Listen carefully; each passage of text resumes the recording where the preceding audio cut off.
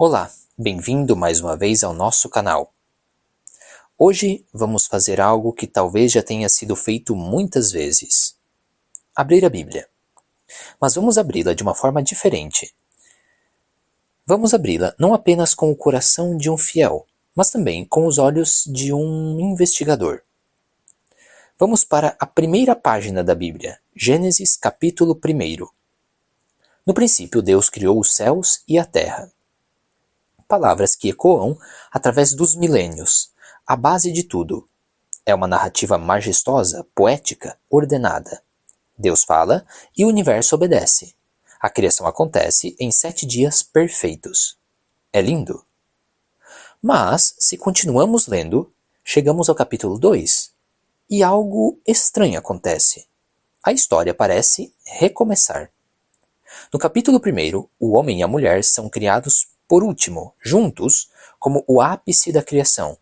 No capítulo 2, o homem é criado primeiro, a partir do barro, antes mesmo das plantas e dos animais. E a mulher é criada depois, a partir da costela do homem. No capítulo 1, a ordem é plantas, animais, homem. No capítulo 2, a ordem é homem, plantas, animais, mulher. E aí, a pergunta que ecoa na mente de todo leitor atento. Ué, mas qual das duas versões é a correta? A Bíblia está se contradizendo já na primeira página? Essa pergunta não é um ataque à fé. Pelo contrário, é a porta de entrada para um entendimento infinitamente mais profundo, mais rico e mais verdadeiro da palavra de Deus. A resposta a essa pergunta não enfraquece a Bíblia. Ela a torna ainda mais genial. Durante séculos, a tradição atribuiu a autoria dos 5 primeiros livros da Bíblia, o Pentateuco, a uma única pessoa, Moisés. O próprio Jesus e os apóstolos se referem à lei de Moisés. E faz sentido, Moisés é a figura central.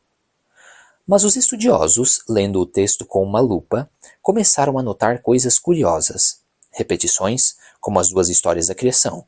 Diferenças de estilo, variações no nome de Deus, às vezes ele é chamado de Yahvé, outras vezes é chamado de Elohim.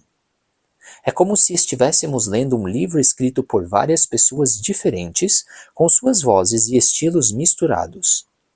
E a grande descoberta da crítica bíblica moderna, uma descoberta que hoje é aceita e ensinada pela Igreja Católica, é que foi exatamente isso que aconteceu. A chave para decifrar a Bíblia é entender que ela não é um livro, ela é uma biblioteca. Uma grande biblioteca construída ao longo de 1000 anos.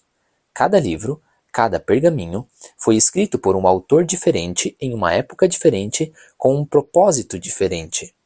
Depois vieram os bibliotecários, os organizadores, que juntaram todos estes textos, os editaram, os compilaram para formar a grande coleção que temos hoje. A Bíblia é isso. É uma biblioteca divina, escrita por mãos humanas, inspirada pelo Espírito Santo. Já no final do século XIX, estudiosos como Julius Wellhausen, agindo como verdadeiros investigadores literários, propuseram uma teoria que revolucionou tudo. É a chamada hipótese documental. Eles identificaram o que parecem ser 4 fontes principais, 4 grandes tradições que foram tecidas para juntar e formar o Pentateuco. Pense neles como 4 grandes narradores, cada um com a sua personalidade. O primeiro é o Javista, ou J. Nós o chamamos assim porque ele gosta de usar o nome Javé para Deus desde o início. O Javista é o grande contador de histórias. Seu estilo é vivo, colorido, apaixonado.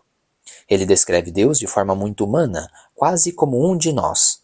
É o Deus que passeia no jardim do Éden na brisa da tarde, que conversa face a face com Abraão, que molda o homem do barro com as suas próprias mãos. Ele é o poeta da nossa biblioteca. O segundo é o Eloísta, ou E. Ele prefere usar a palavra Elohim, o termo mais geral para Deus. O Eloísta é mais sóbrio, mais teológico. Seu Deus é mais transcendente, mais distante. Ele não aparece pessoalmente com tanta frequência. Em vez disso, ele fala através de sonhos, de visões, ou envia seus anjos como mensageiros. Ele é o teólogo da nossa biblioteca. O terceiro é o deuteronomista, ou D. Esse autor, ou escola de autores, é o responsável pela maior parte do livro do Deuteronômio. Sua voz é a de um grande pregador. Ele é apaixonado pela lei, pela aliança, pela fidelidade a um único Deus. Seu estilo é retórico, urgente, cheios de ouçam, ó Israel. Ele é o profeta da nossa biblioteca. E por último, temos a fonte sacerdotal, ou P, do alemão Priester, sacerdote. Essa tradição vem dos sacerdotes do Templo de Jerusalém. Eles são os grandes organizadores. Amam a ordem, as genealogias, as leis rituais, as datas precisas. Seu Deus é majestoso, cósmico, soberano. Ele cria o mundo com ordem e poder. Eles são os arquitetos da nossa biblioteca, os que deram a forma final ao texto. Agora, com essas 4 chaves em mãos, vamos voltar à cena do crime, à primeira página do Gênesis. E o mistério se resolve. Gênesis 1. A criação em 7 dias, com sua estrutura grandiosa e ordenada. Essa é a voz da fonte sacerdotal, P. É uma abertura litúrgica, um hino à soberania de Deus, que estabelece o sábado como clímax sagrado da criação. Gênesis 2, a história íntima de Adão moldado pelo barro, da solidão do homem e da criação de Eva a partir de sua costela. Essa é a voz inconfundível do Javista. É uma história terrena, psicológica, que explora a natureza das relações entre Deus, o homem, a mulher e a criação. E agora vem a pergunta de $1 milhão. Por que os editores finais, os bibliotecários, inspirados por Deus, deixaram essas 2 versões? Por que não escolheram uma só para evitar a confusão? E a resposta é de uma genialidade divina.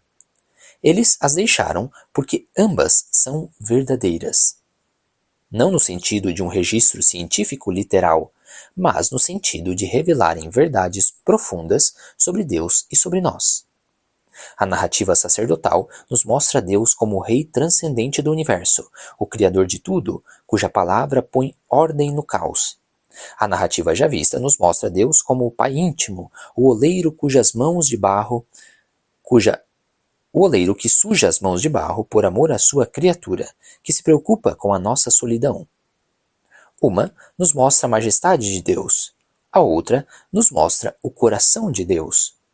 Se tivéssemos apenas uma, nossa imagem de Deus seria incompleta. Juntas, elas nos dão uma visão de estéreo, uma profundidade que nenhuma história sozinha poderia alcançar. Isso não é uma contradição. É um paradoxo sagrado. É a forma como Deus, através dos autores humanos, escolheu se revelar a nós em toda a sua complexidade e em toda a sua beleza. Agora vamos para outro ponto fascinante. A palavra hebraica para Deus em Gênesis 1 é Elohim. E Elohim é uma palavra no plural. Literalmente o texto diz: no princípio, criou deuses, os céus e a terra. Mas o verbo criou está no singular. O que acontece aqui? É um recurso da língua hebraica chamado de plural de majestade. É uma forma de expressar a grandeza e a plenitude de Deus. Não significa que os hebreus eram politeístas. Mas para nós, cristãos, essa peculiaridade gramatical se torna uma janela fascinante. Lendo com os olhos da fé, na Trindade, vemos ali um eco, uma sombra do mistério de um Deus que é uno e trino. É uma releitura cristã que encontra, em um texto antigo, a semente de uma revelação que só se completaria em Cristo. O que aprendemos hoje é a lição mais importante para qualquer leitor da Bíblia. O contexto é tudo. Entender quem escreveu, quando, por que e para quem não destrói o texto sagrado. Pelo contrário, o liberta de interpretações simplistas e nos permite ouvir a palavra de Deus de forma mais clara e poderosa. Resolvemos o mistério de duas criações.